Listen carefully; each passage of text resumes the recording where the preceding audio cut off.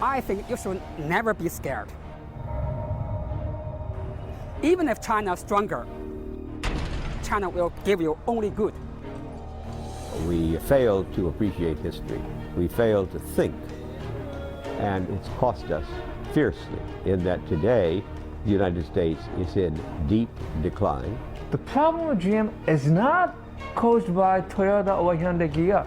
The problem with General Motors is being caused by what? General Motors and the UAW. We're not very competitive. We've been spending too much money on making ultimately worthless stuff.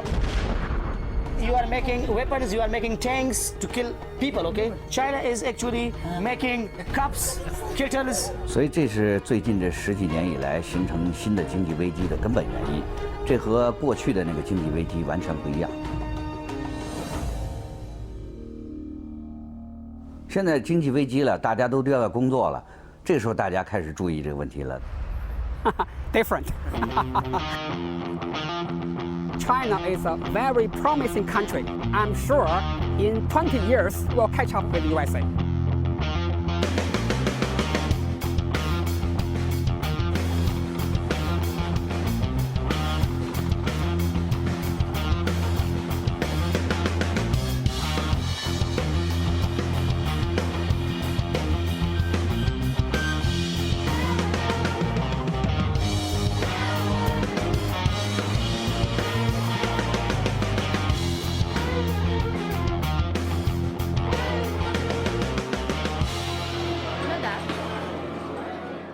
The world hegemon has historically always been the world's most powerful economic nation. The United States hasn't been the most powerful economic nation for a long time now. And it doesn't look like it's going to come back.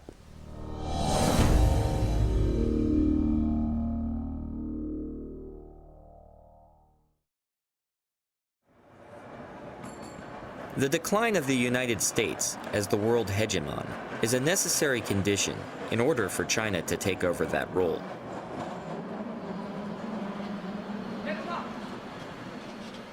But does hegemon necessarily mean empire?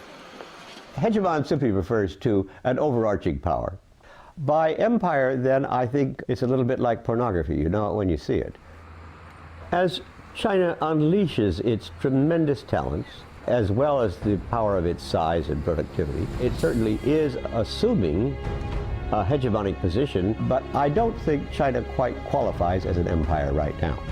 But historically, when countries have become hegemons, they eventually become empires. Rome, Britain,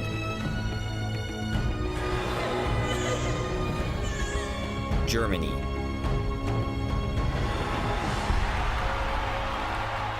Japan, Russia, and let's not forget the United States.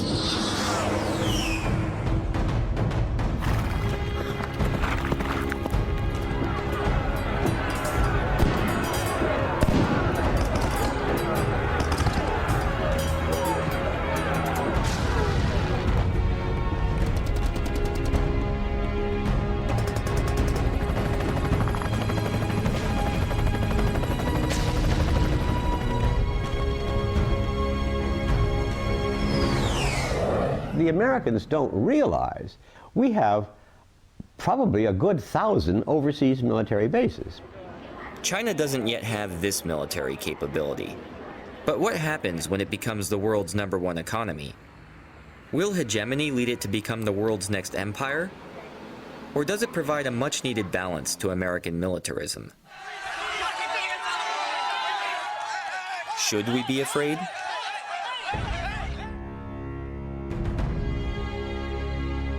Seeing is believing. So come to China and have a look. Seeing is believing, so let's go. But not only to China.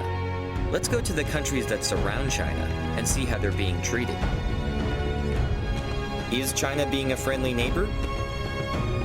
Or is it sowing the seeds of empire?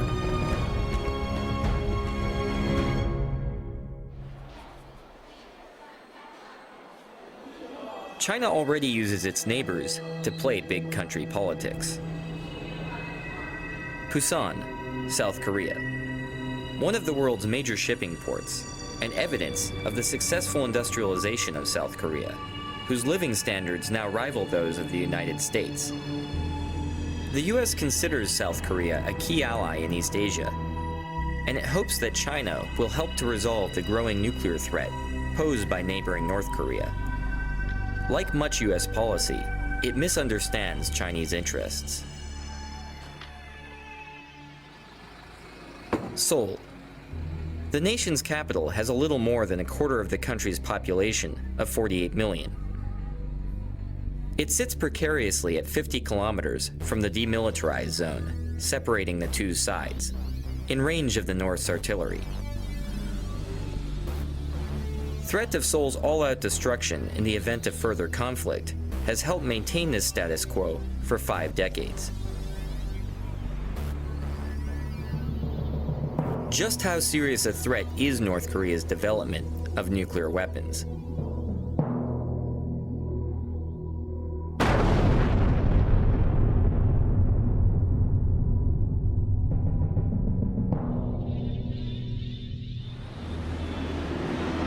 In order for a country to become a full-fledged nuclear weapons state, the country should satisfy 4 conditions. The first condition is the possession of nuclear warhead. Yes, North Korea has acquired nuclear warhead. Second, it should have delivery capability. North Korea has a delivery capability. It has intermediate range ballistic missile, Nodong 1 and Nodong 2. It has a short range missiles such as Scud B and C. Third, nuclear testing. But there is a debate on whether it was successful or not. And finally, in order to mount that warhead on the short and medium range missiles, North Korea should possess miniaturization technology. But we believe that North Korea is short of acquiring that miniaturization technology. In view of that, we can argue that North Korea is a very dangerous country with potential nuclear weapons capability, but we cannot regard North Korea as de facto a full-fledged nuclear weapons state. I don't find the Korean situation unstable. I've never felt that there was a threat from North Korea. I've never thought for a minute there was a single North Korean that was even slightly suicidal.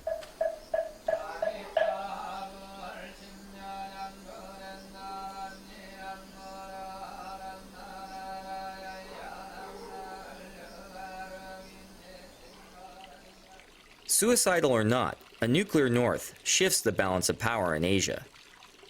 Why doesn't China use its growing strength to help US-backed efforts to disarm North Korea?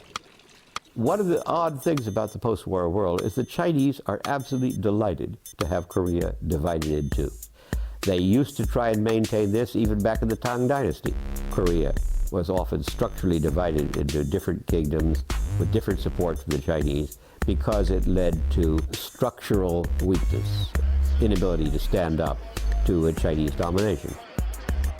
Their policy is to prevent war and prevent the unification of Korea. 那个北韩啊，是中国政府手中的一张重要的牌。我们都知道，马菲亚的教父都会衣冠楚楚的，假装正人君子一样。那他需要出去扔炸弹，需要动刀子，需要开枪的时候用谁呀？他需要一个马仔。 所以实际上，你看这些年来，北朝鲜扮演的就是这样一个角色。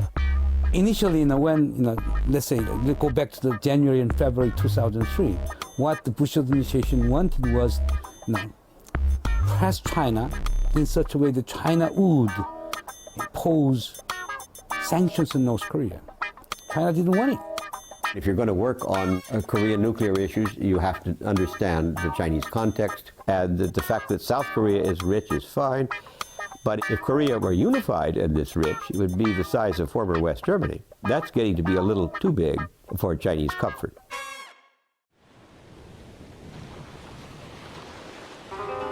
If Korea is a traditional tributary state that China manages through division, then how will it deal with Korea's bigger and wealthier neighbor, Japan, whose rivalries with China have spanned centuries?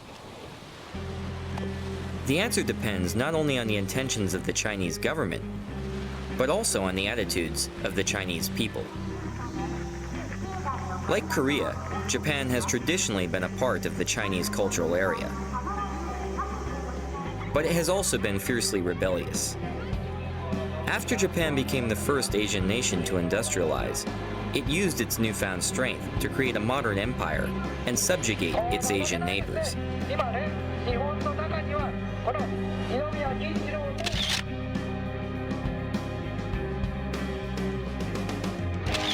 Committing heinous war crimes and killing approximately 30 million Chinese throughout Asia.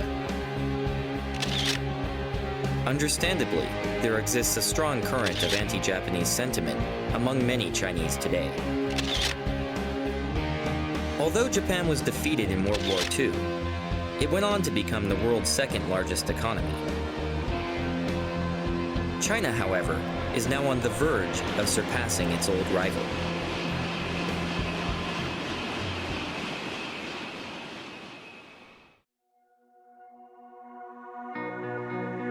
To many, both inside China and out, the 2008 Beijing Olympics were a symbol of China's rebirth as Asia's preeminent power. As part of the Beijing Olympic torch relay, the Chinese decided to bring the torch to Nagano, Japan, home of the 1998 Japanese Olympics, perhaps as a message to the world that the Middle Kingdom was about to eclipse the land of the rising sun. Along with this message came a tremendous display of nationalism in the form of thousands of young Chinese. Many received encouragement and even financial support for their travels to Nagano from various Chinese consulates throughout Japan.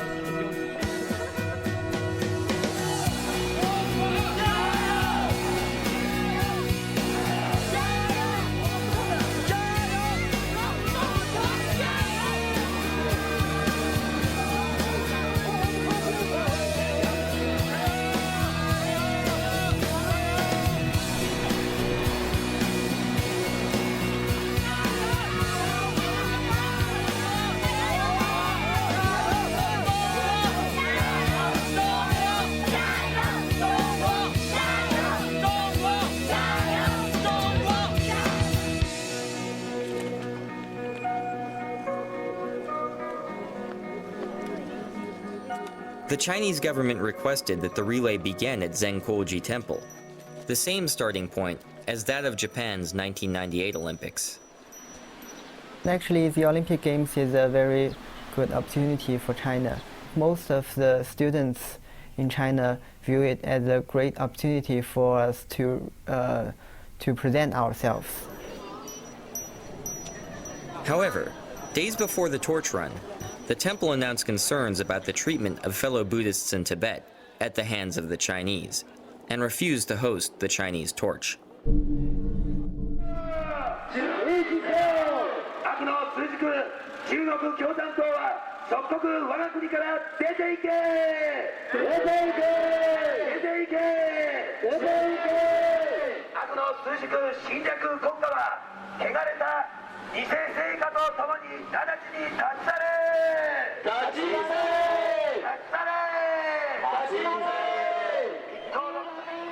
The event attracted a large number of loosely associated protesters who took the torch relay as an opportunity to voice grievances against China.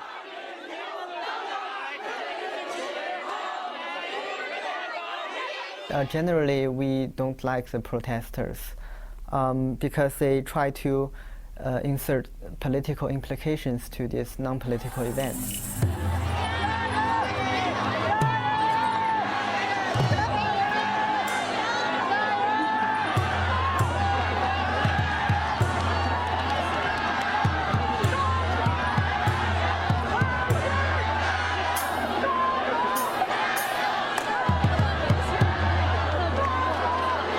Beyond being a window on Chinese nationalism, the Nagano torch relay provided a glimpse into the situation of some of China's various ethnic minorities, and begged the question, is China really the unified multi-ethnic nation that it portrays?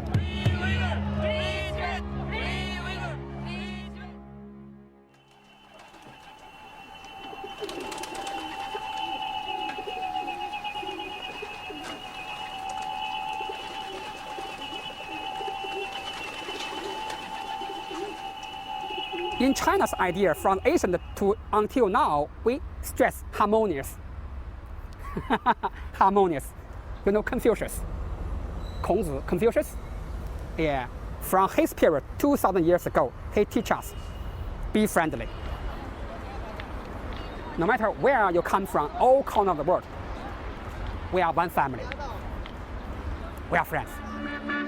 The Olympics provided an opportunity to see if the harmonious society was a reality or simply propaganda. We headed to Xinjiang, meaning new territory, to watch the Olympic torch relay in Kashgar.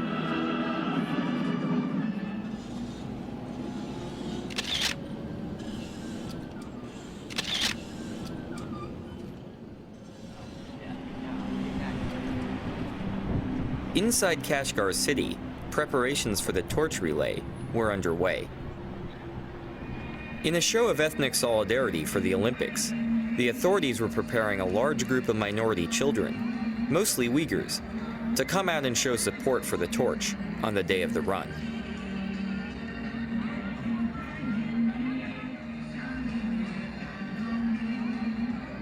The event itself, however, was sealed off from the public.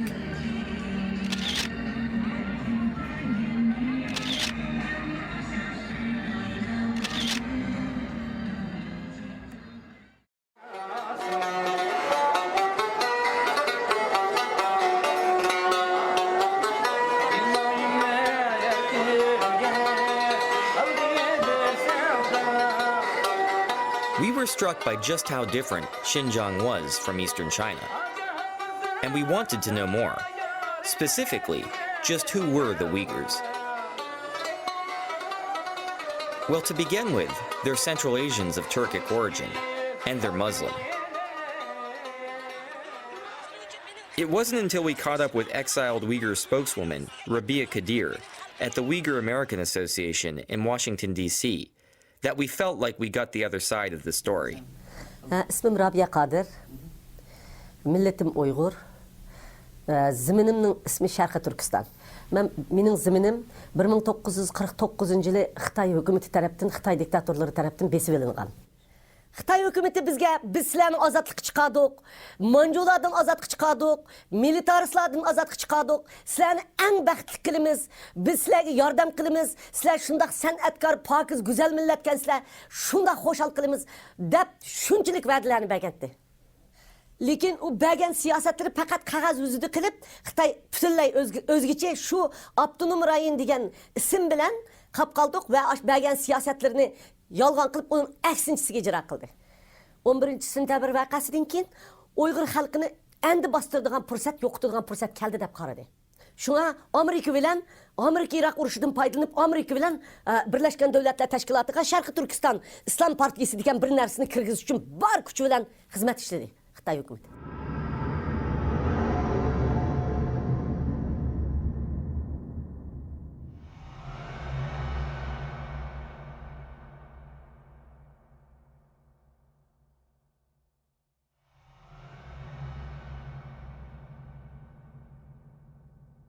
O maksadını əməlgə aşırdı. 这个责任在布什政府，中国政府从来都有这样的企图，但是一般来说，西方国家是不会跟他在这方面合作。可是非常不幸的是，布什政府居然鼓励了中国政府，就是把新疆的这个反对派列为恐怖组织。我想这是非常不公平的。Biz faqat muşlarning yordamiga erishayapmiz. Lekin Xitoy bizni bularga terrorist ko'rsatyapti. Ularga bizni g'arbparast ko'rsatyapti.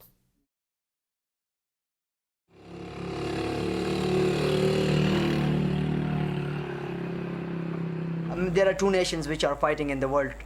One is America, one is China. So America is using brutal way, which is war, and there is a lot of losses. And China is using a peaceful way and civilized way, where there is no loss.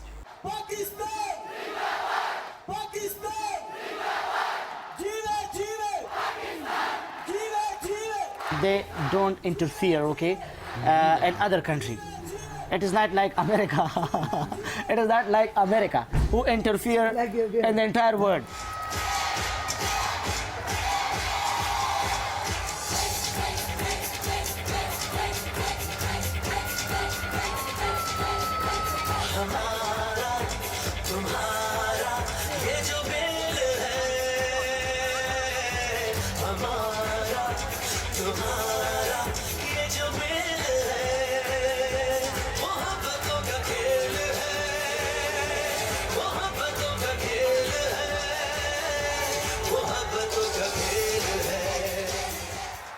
The United States is one of the largest donors of foreign aid to Pakistan.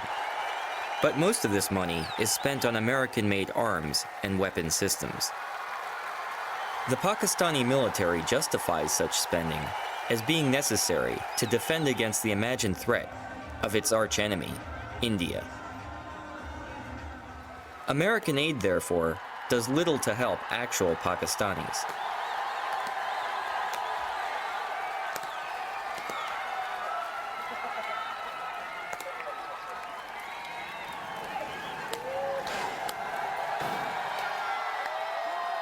Fortunately for the Pakistanis, there are other nations that have undertaken development projects that have contributed greatly to the infrastructure and quality of life in Pakistan. China has been our friend for the last 50 years. If Pakistan had any problem in the past, China came and it solved the problem of Pakistan. The Karakoram Highway is the highest international roadway in the world. It runs over 800 miles from Kashgar in western China to Islamabad, Pakistan. The KKH is a joint venture between China and Pakistan that provides a vital link between the two countries. A quiet graveyard just off the highway commemorates the 82 Chinese workers who lost their lives in Pakistan during the 20 years it took to complete the construction of the KKH. The Karakoram Highway would not exist today were it not for the funding, hard work, and sacrifice of the Chinese. Before the construction of KKH, the people of northern areas led a very poor life.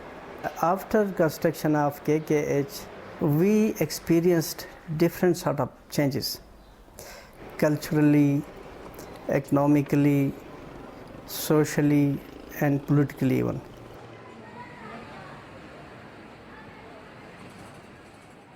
Our northern areas, there is no industry, only jobs, little jobs, and small homemade things. China is the only one of the country who provide the very cheap stuff for our people. We are 6 hours drive from our border to China, so easily we are going to. China is so near for us, so we want to business with China. In addition to inexpensive consumer goods, Chinese technology is also brought to Pakistan through the Karakoram.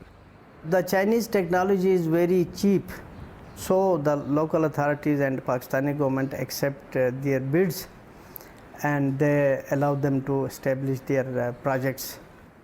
There is an agreement between Chinese government and Pakistani government for widening the KKH, for laying the railway line as well as gas pipeline. So the local population is very happy. They will benefit it. The Chinese have also begun other mega projects in Pakistan, such as investing $200 million in the construction of Gwadar Port on the southern coast of the country. Gwadar is considered by the Chinese as their avenue to a warm water port. A port which is strategically close to where oil supplies go through, a port which gives them access to the Indian Ocean and the Arabian Sea, a port that they can use as a trade corridor. So there's the whole idea of linking Gwadar through Balochistan, onwards up through northern Pakistan, through the Karakoram Highway, going on through Xinjiang, and onwards into Central Asia. While most of these plans have yet to become reality, they reflect the ongoing and serious interest of the Chinese in maintaining close ties with Pakistan.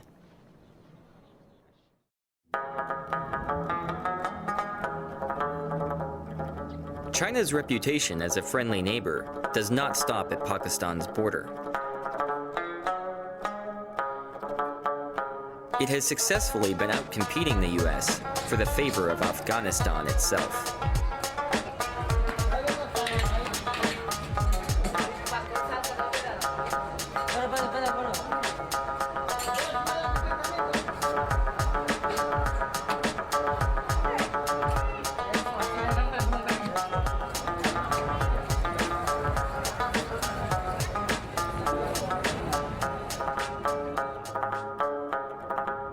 After nearly 30 years of war, abandoned artillery litter the landscape of Afghanistan like tombstones marking the graveyard of empires.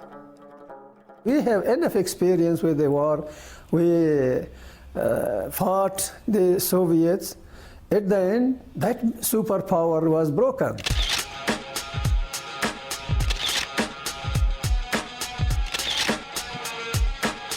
Despite billions being spent on so-called aid and development, the country has become increasingly dependent on opium production, with many blaming corruption and even NATO forces for the country's inability to move forward.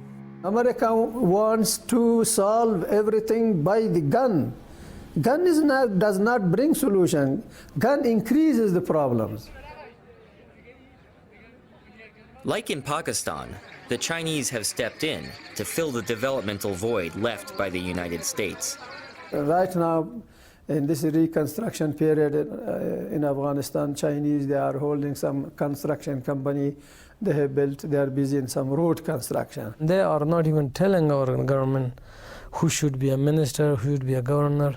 All they are saying that they want to see a developed and prosperous Afghanistan. However, like its Western peers, China's interest in Afghanistan is not purely humanitarian. Rich in mineral resources, Afghanistan remains an undeveloped source of raw materials in a world in which they are increasingly scarce. It is Afghanistan's copper that interests China. The metal is used in all aspects of modern life, including coinage, jewelry, housing, transportation, electronics, and medicine. Afghanistan's untapped Aynak copper deposit in Logar province is said to be one of the world's largest, valued at almost $90 billion.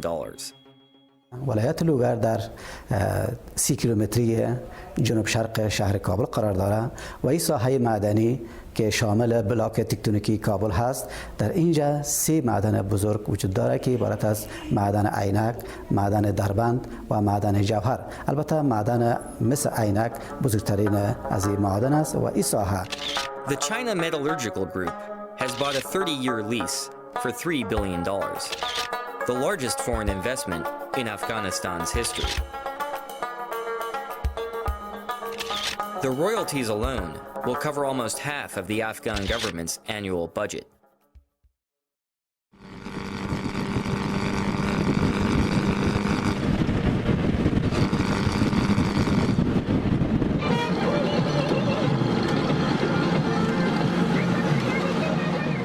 India, home of 1.2 billion people. In 20 years, it will have a bigger population than China. Its economy continues to grow year after year, and it's the world's largest democracy.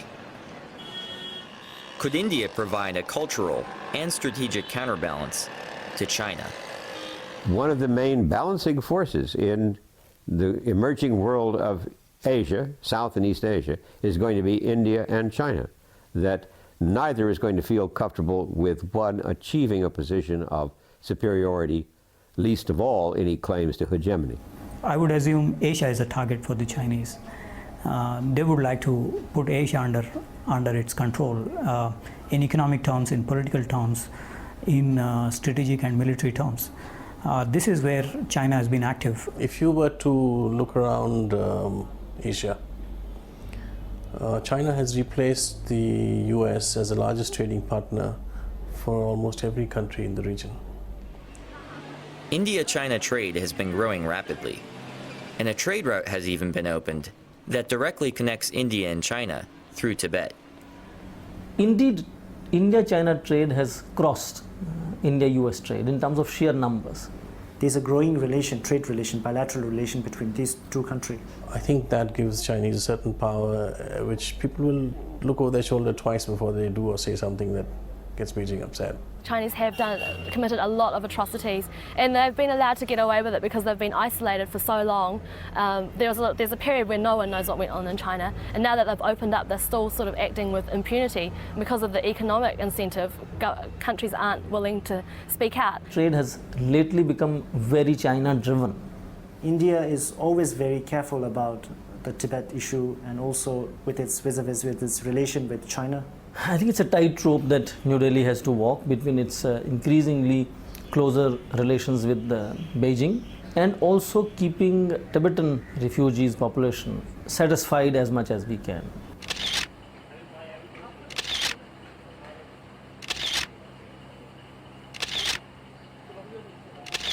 In March of 2008, there were protests across Tibet before the Chinese hosted the Olympics.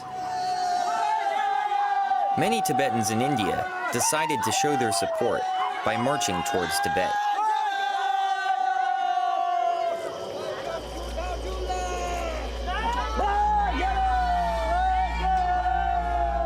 When we led this march, we walked for nearly 4 months.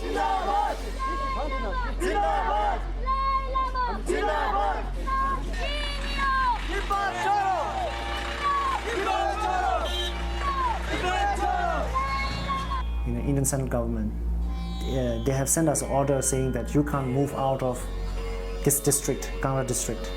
India will not allow Indian territory to be used by any Tibetan protesters to undertake any political activities. At Beijing's request, Delhi had its own police enforce the wishes of the Chinese government by cracking down on the protesters.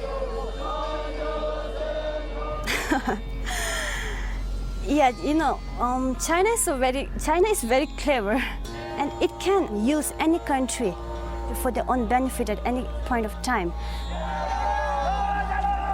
So when we were reaching the district border, very early morning the police stopped us. So from our side, because we were trained, what we did was we sat down on the road in the middle of the road, and we started praying. And some people were crying, and we all got locked ourselves. We started praying, and that made it impossible for them to get angry. And they have their own responsibility, they have their duty to perform. They have to arrest us.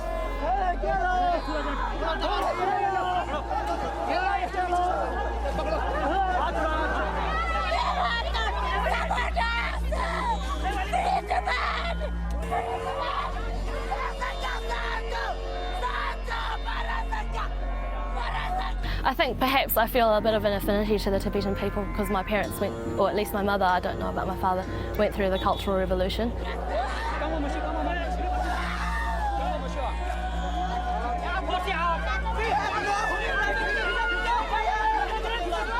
It's just weighing on me a little bit because everyone thinks I'm Tibetan when I'm here, which is lovely because I've really grown to love the Tibetan people.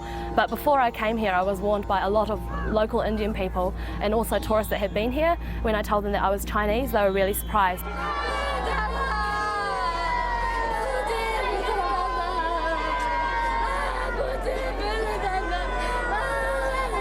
Some people were actually saying quite extreme things, like that people might think I was a spy from China, and that people would react negatively here. They would get angry with me, and if I'm not angry, then they would be staring at me and they'd make my stay here very uncomfortable.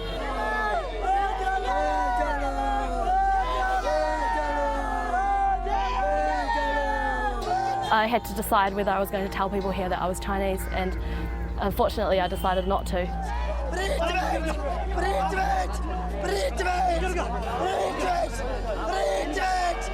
And I think that was a mistake because I think they would have accepted me fine. Like they've got friends in Tibet that are Chinese, and they're very open and welcoming of Chinese people because that's what the Dalai Lama teaches them, to show compassion to everyone, your enemies and your friends. India is not the only country where China tries to control Tibetans outside of its national borders. The T word is predominant vis-a-vis China's relations with Nepal. I think what the Tibetans are doing here, what the Americans are doing here vis-a-vis Tibet is of utmost concern to the Chinese. it's pretty clear that the Tibetan protests, the Chinese don't like it. They're extremely sensitive to this, and that sensitivity is very easily brought to bear on the Nepal government. For 10 years, a bloody civil war raged across Nepal as Maoist rebels took up arms against the king, and the Maoists gained popular support. After the king was forced out of power in 2008, the Maoists were elected to run the new government. The party's name is a clear tribute to China's Chairman Mao. 实际上，他们不但是从意识形态上是毛泽东的那派别，而且他们一直在那个财政上和武器装备上都得到中国政府支持。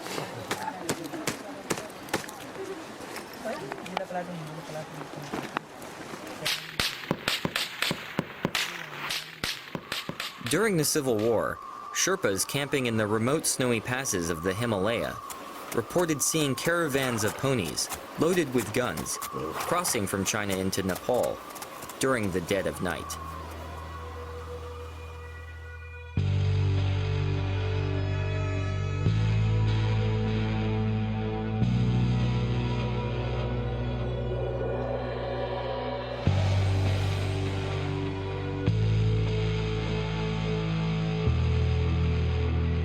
Maoists stormed the offices of the Nepali Times and physically assaulted Kunda Dixit and his staff in an attempt to silence the press. China was able to benefit from the Maoists' willingness to destroy the freedoms of expression in Nepal. In response to pressure from China, Nepal agreed to ban all anti-China activity on its soil.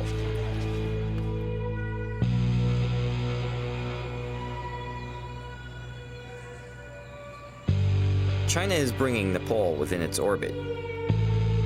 But what happens now? Once China controls a territory, what's in store for its future? Let's take a look at Hong Kong.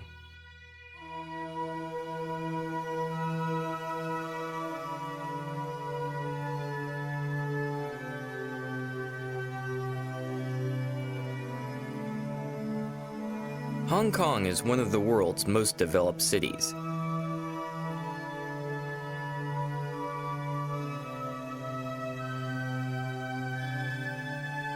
An icon of Asia. The Pearl of the East.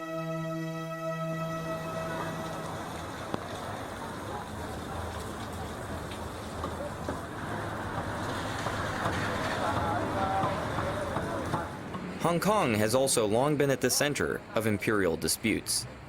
It was taken by the British Empire from the Qing dynasty after the First Opium War. 过去英国的统治能在那儿存在好几十年，是因为中国经济上的需要。因为当时西方的很多工业设备和那个先进的技术是禁止卖给共产党国家，那么香港成为中国转手购买西方技术和西方的产品的一个重要的那个基地。 这是保留香港的最重要的那个原因。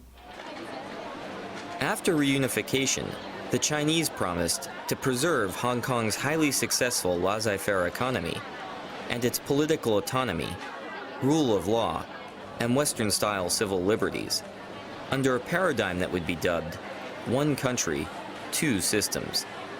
If you bumping into one Hong Kongese on the street, or ask some kind of human rights of activities in Hong Kong, what's the most sensitive test of a one country, two system is Falun Gong issue.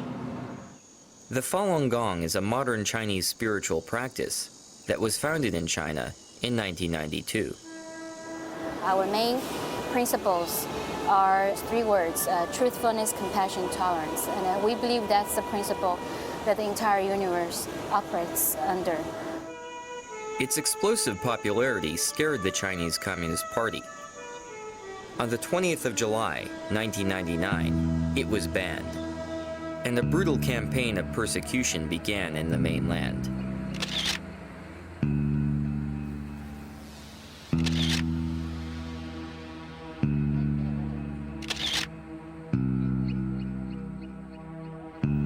Falun Gong practitioners sought refuge all over the world, including Taiwan, Japan, the US, and even Hong Kong.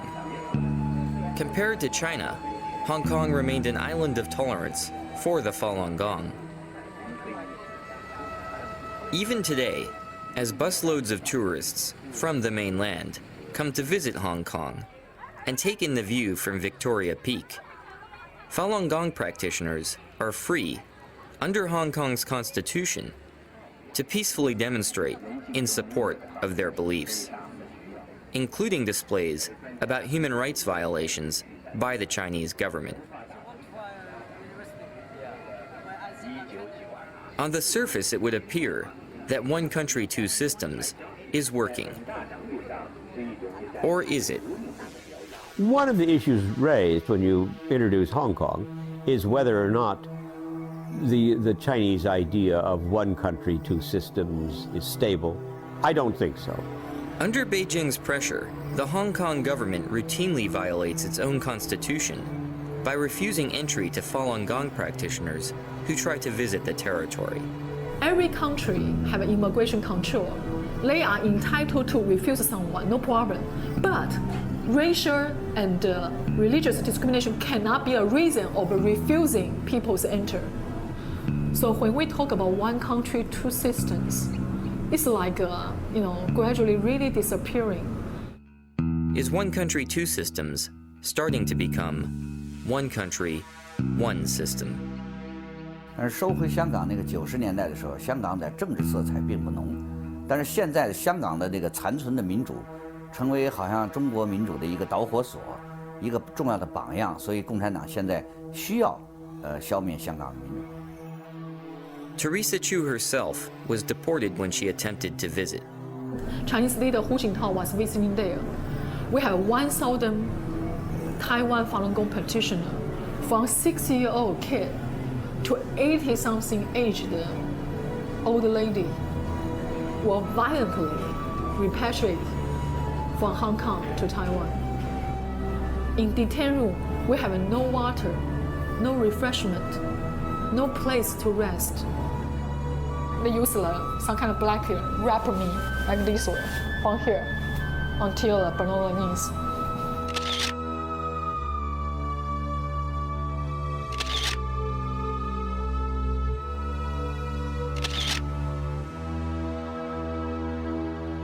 So you can see how hostile they are. It's not like a free society. It's not like a pearl of the East. Why? Because the black hand, the invisible hand behind Hong Kong's government, the Chinese regime. 当中国进行经济改革，西方对中国开放那个出售技术和产品的时候啊，香港存在的意义就不大了，所以中国要收回香港。我想香港的民主可能在未来10年中会逐渐消失。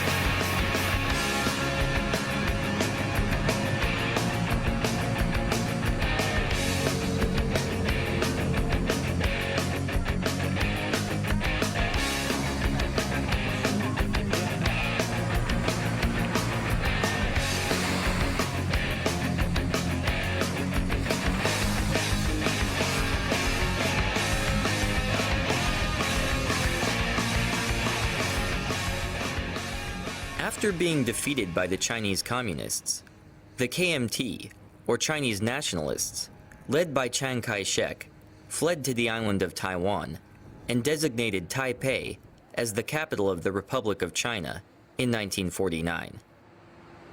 The KMT ruled the island under an oppressive authoritarian regime.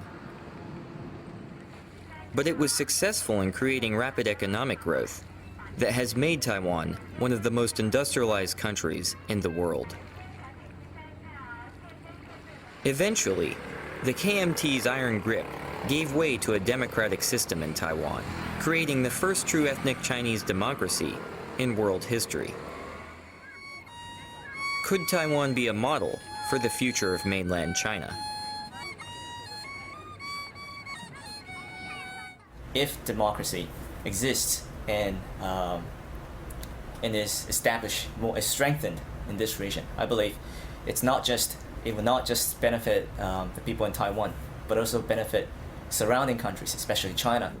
The youngsters on the mainland, they're gradually changing their worldview. They're not that inward looking anymore. They can see by themselves what's going on in Taiwan, especially in Taiwan's democratic developments.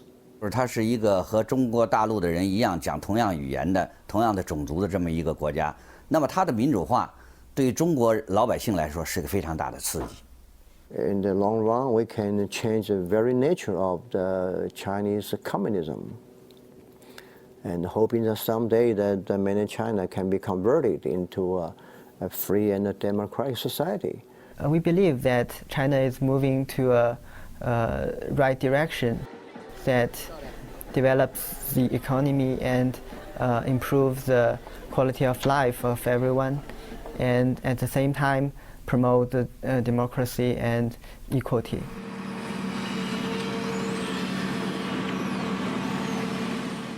As the Chinese economy has grown, a process of normalization between Taiwan and the mainland has begun. I hope that the mainland and Taiwan could come together to work out a better system and also be more connected. Investment, trade, and political exchange have grown at a rapid pace. This is a very critical moment for us to develop a healthy and better relations with Chinese mainland. But is this ultimately good for Taiwan? Or does economic integration with China pose a threat to Taiwanese democracy? 共产党使用了很多，除了武力的压力以外，还使用了这个金钱的引诱，引诱台湾的商人到大陆去，给他们特殊优惠的政策做生意，让他们赚大钱，回过来头来再来影响台湾的政府。我想这种形式呢，对台湾的民主政权是个巨大的考验。怎样保持自己的民主政权不被共产党吃掉？ They try to create this image that, at least symbolically, that they are a peaceful country, they are rising peacefully, and they wish to deliver this sense of sincere to the world that we are rising economically and politically, but in a way that world stability will be maintained. We need to accept that China become really a big power in the world, but the problem is that what kind of China we want in the future, in the 21st century. Some people are talking about that China may replace the United States in the future. But if this China is an authoritarian China, I don't think it's really a very good thing for the world, for the humanity. Being a big country, being a big, strong country, United States of America should mount pressure on the Chinese government. If the West really wanted to speak up, it would, but it chooses not to because our products come from China. We rely on China's economy. We never ask ourselves, what do we do, however, if they get really so rich that they're richer than we are, and that we are making ourselves utterly dependent upon them. The world is relying on China a lot at the moment, and it's too afraid to really speak up for Tibet or for any of the other issues. I believe that the international community should continue to talk about the human rights problem, the democracy in China. If not, I believe we are just helping to create a new empire, and I believe it's not good really for the 21st century.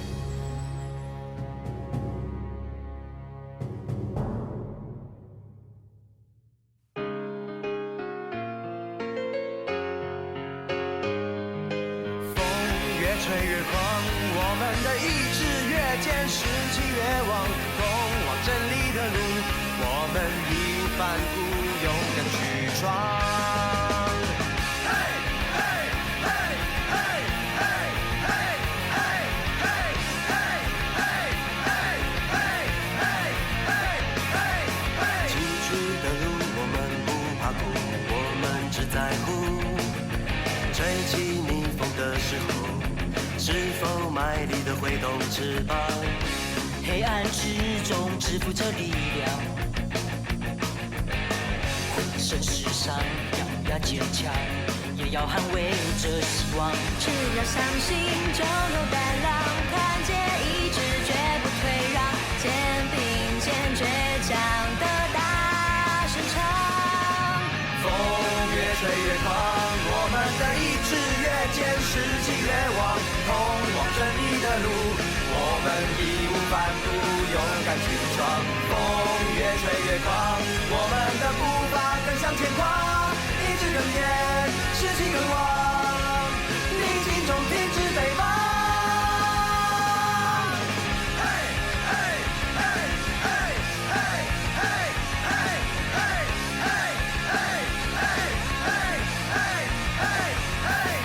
崎岖的路我们不怕苦，我们只在乎吹起逆风的时候，是否卖力地挥动翅膀？黑暗之中支付着力量，浑身是伤，咬牙坚强，也要捍卫着希望。